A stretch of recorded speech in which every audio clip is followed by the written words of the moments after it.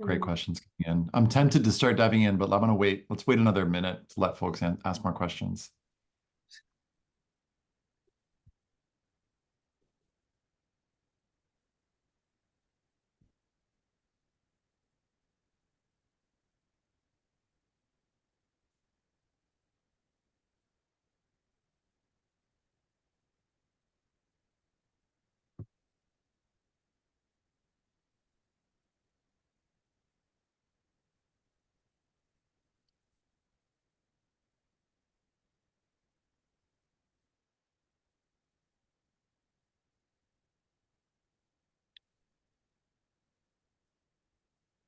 All right, let's do some questions.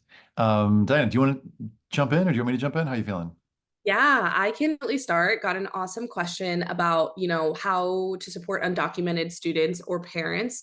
A really awesome question. We did a session on that in March of this year, I believe, with two amazing presenters, Andrea Navarro and Geraldine Castaneda, who works at Pomona, and Andrea Navarro Keenan works as a programming chair at Excel Academy here in Boston. And so that's a huge question. I think I'll answer it from a couple of different angles. One of them being financial. I think that a lot of issues and concerns for undocumented students and their families is like college affordability, and how to kind of like fill those gaps. A lot of scholarships are restricted to students who identify as U.S. citizens, and so there are a couple of different resource guides. The Mexican Legal Defense Education, I don't remember what the acronym is, has a scholarship resource guide that I will throw in the chat right now. Really worth checking out. And there is also a scholarship rising, that has scholarship and also fellowships and like research opportunities for students who are undocumented. So some opportunities for students to be making money while they are college students, as well as we often see that that's a need. When it comes to figuring out whether a student's college list includes schools that are undocu friendly, there's a couple of different considerations to be had there. I will check in to see if the duo shared their slide deck after the session, but either way, I'll add the recording of the session in the resources that will be sent out to you all, just so that you can take a look at it.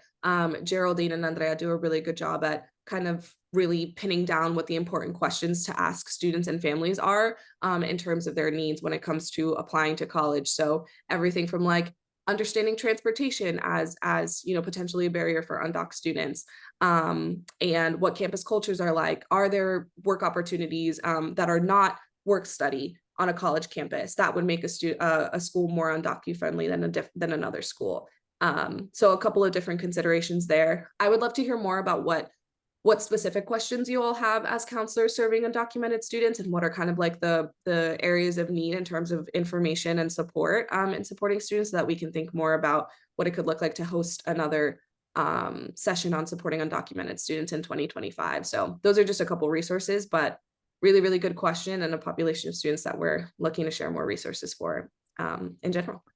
Yeah, I want to jump in and share a few more. And I usually, this is like funny, but I'm like, I Googled undocumented students college essay guide to find ours. And some of my favorite ones, this is just a set of resources that we put together, that has lots and lots of tips. Um, this one, how to come out as undocumented in your personal statement, begins with the question of like, should I come out as undocumented in my personal statement or not? So it's got some things for students to think through there. But then what you'll see here is an analysis with this that I worked with years ago. It's been maybe more than 10 years, but just a lovely piece by a student who's a big advocate for other, undocumented students. And there's a second one here who is actually a friend of his. And both of these students happened to end up at selective schools and became real advocates for other undocumented students. So those are both pretty good in terms of showing examples, of how to do it. And then there's a podcast or two podcasts. Actually, the very first podcast I did was with the first student that I mentioned, and then the second one I did with a former counselor named Eliza Gilbert, a counselor that changed lives, counselor who did one on how to advocate for undocumented students. So if you go to collegeessayguide.com/podcast, you'll see more there. There's also this resource that Diana mentioned, the supporting undocumented students from earlier this year. And then of course just hit us up on Instagram. We've got stuff. We've got First Gen Fridays for that. So all right. Someone's asking, can I be a match leader if I'm a volunteer college counselor for FGLI students at the local high school and not a formally trained college counselor with a certification? Yes, we would love to have you. We would love to have you now. Can you start tonight? No, joking, not joking. Like we have a big list of like 95 students that are like ready to take your calls. So yes, please reach out, just fill out the application form. We'd love to have you. Kristen asks, how can students figure out before deciding where to apply which schools will give them the most aid and the smallest gap for cost of attendance? Diana, thoughts? I don't know how much you work with students on financial aid, so I'm happy to take this one too. Yeah. Yeah, I can share a little bit of my perspective. So I work with students, the students that we recruit, we work with them actually at the tail end of their senior year. So after they've already undergone the college application process at their high schools. And we work with them from that first summer before their first year of college into their actual first year at their first job.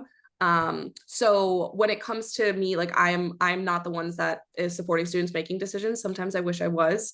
I see student applicants and I'm like, oh man, like I would have totally advised you differently. But yeah, I think I will let you take the lead on this one, Ethan, and I'll jump in if there's anything else that's Cool. Yeah, one of the resources that I've been impressed by, this is a paid resource. It's rare for me to be like, yeah, spend this money, but College Aid Pro has got some really cool resources and it helps students with planning a lot. I haven't used it a lot with with low income students, but it's one to check out, even if it's like, do the demo and learn more about them. I've been really impressed by the depth of their and the breadth of their materials. There's another one. Let me just grab this. Mark Stucker. I'm just grabbing the, let's see. Sorry, Mark. It's going to take me a minute to find it. Sorry, it's not Mark Stucker. It's going to take me a second to find this one, but it's yeah, because it's a totally different Mark. But this is a good time to be like, hey, what other questions do we have? Because I think we're like running low on questions. So pausing for more questions while I figure out what this other resource is, because it's a really good one, and I can't believe I'm blanking on it. yeah. And while Ethan is researching and while you all are brainstorming some more questions, I just wanted to name that I saw a comment from someone that was just expressing gratitude on like there being college persistent resources. And I really just want to underscore how important it is to not only be mindful about supporting students getting across the finish line across the graduation stage, but also really supporting them in college persistence. That is like, there are a lot of factors, mostly financial concerns, that are a real barrier to persistence and graduating within 4 or 6 years. And so if you are at a school or an institution that has the capacity, really thinking about what it could look like to build a robust alumni support system. We see that a lot of our scholars that do well are scholars that are receiving support both from us and also from their high schools in post-secondary success advising. And so in the new year, we're also excited to do some more webinars talking about what it could look like to build out that at the high school level, and also what it looks like to outsource that work to a CBO or a nonprofit that specializes in that work. But college success and persistence work, I think, is really important and crucial to students feeling supported. So just wanted to give my little 2 cents there, and thank you for that comment. I think it made me feel really seen tonight. Mhm. Mark Salisbury, that's his name. Tuition Fit is the resource. And what's cool is he's collected a whole bunch of actual offer letters from colleges and he incentivizes folks to like upload. I think there's like a small cost for it, but if students agree to like upload their offer letters, I think it's free. So I put that link in the chat. That's another one that gives you some sense of, and it's not for all schools, but some sense of what are the things that students have been offered and what was their application, what were they applying with, what was their EFC, et cetera. So that's another good one. All right, we're out of, oh, here we go. How can public schools reach or connect with FGLI high school students who are motivated and want to attend college to help them get to the Match Leaders program or other such programs? Many public schools have zero resources to even reach these students. Help them get to the Match Leaders program. When you say help them get to the Match Leaders program, what do you mean by help them get to the program? Because if students are like, just fill out the application, that's it. I might be like oversimplifying here. So I might be misunderstanding the question, but I think the answer might be tell them to go to collegeessaguy.com/matchlighters and just fill out the application and let them know, hey, here's 10 free hours of support on your applications. So I would say just hold a session and say 30 minutes. All right, college is real important, and you can make more money if you go to college. So do a little bit of that sort of that why college piece. And then and then for students who are saying, "Oh, I don't know about this. I'm not sure," offering them that support, I think could be really cool. We also, one of the things that we're doing, just so y'all know, is we're going to hit capacity real soon if we haven't already with our scholars. And so we're going to be holding open boot camps. So for example, coming up in about 3 weeks, we're going to do an open boot camp that's pay what you can, AKA $0 for students who are filling out the UC personal insight questions. We're also going to be doing another one in December, start of December, for students who are like maybe even just starting out in this process. And those will be coming out on our email list. And again, pay what you can, zero, AKA $0, so that students can just sign up. And we try to make it pretty obvious and clear that students can sign up for free for these. But we that's our hope. Our goal there is to, to have a greater impact, to reach more FGLI students. And students just show up and they kind of walk through the steps. And I lead those. And it's sort of like walking them through everything they need to know to really create an awesome application. And we do these kind of like boot camps on like a weekend. So it's like a Saturday, Sunday situation. So strong encouragement for those. Yeah, I think the only thing I'll add to that also is really just creating a culture of visibility when it comes to first gen student success work. All of our websites at CG and the Match Letter Scholars website is like a live website. So you can like add that link to, I don't know if your school has like a particular college counseling like website or web page or social media or like something where you can just kind of spotlight and add an extra layer of visibility. I think that opens the door to students to like come and ask more questions and engage with the material versus like you feeling the onus of responsibility to check in with each individual student that you think something might be helpful for. Like let them also be self-selecting in that process and create that increased visibility, I think is also a really good tip. If you meant by that question, how to just support students who are motivated in general when you are coming from a school that maybe has less capacity or less resources, I really, really, really believe in outsourcing to CBOs and nonprofits that are doing the work with students. You'd be surprised in whatever geographic area you're in, there is most likely at least one nonprofit that is doing college access or college success work. Bottom line is a national program. One goal is a national program, and they have chapters in multiple different cities and states. And so that can be a really good way to outsource that work so that students, again, are getting support from you in school and getting support from other nonprofit leaders outside of school as well, and just kind of doubling the impact. So those are my 2 cents there. I see a good question on what is the best way to identify which of your students are undocumented. Really recommend taking a look at the slide deck that I dropped in the chat from the March webinar session. Self-disclosure is really tricky to handle. I think the biggest thing that I would just say as a general reminder to folks is that it is against the law to ask a student if they are undocumented. That right is protected. I believe the court cases like Plyer versus Doe. And so you cannot ask as an educator what a student's or family's immigration status is. And so if you suspect that there might be some sort of immigration concern, really using open-ended questions like, this is what we've talked about. Is there anything else that you want to share that might allow me to help you? And really letting the student be able to self-disclose. Once they self-disclose, it is a green light for you to be able to bring it up when it's needed for the college process. Always leading with like respect for students' autonomy and consent. So if you work with a team, asking a student if you have consent to share that information with the team before you do so. Being really careful about holding things in writing, really never like writing down online or any sort of place that a student is undocumented, just kind of protecting them in those different ways. Those are just some of the tips that Andrea highlights in that slide deck. So if you are thinking about wanting to reach out to a student that you suspect is undocumented, really recommend looking through those slides because there's some good like tips on navigating that conversation because it is tough, but self-disclosure is the ultimate goal and just creating a safe environment for students to be able to self-disclose. Yeah, just to add to that, two practical ways to do this is one is to weave in mentions of undocumented students to other particular concerns that students might have or particular populations of students so that you normalize it. So what this might sound like in a presentation is like, many students have different, concerns depending on who you are. So it could be that you're applying to art school and you want to know how to do an arts portfolio. Maybe you're applying to film school and you're wondering, should I write a script? Maybe you're undocumented and you're trying to figure out how to navigate that. Or so you see what I'm doing? It's sort of like just another particular set of concerns.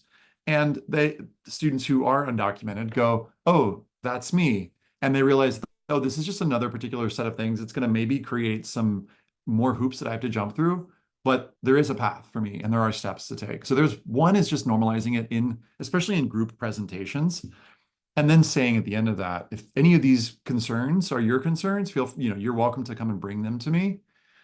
The other thing that can do is just symbolism around campus. So, you'll see, for example, I'll just give this example. The symbol for dreamers is the butterfly, and on Amazon you can get the simple butterfly sticker that's like $4 or $5.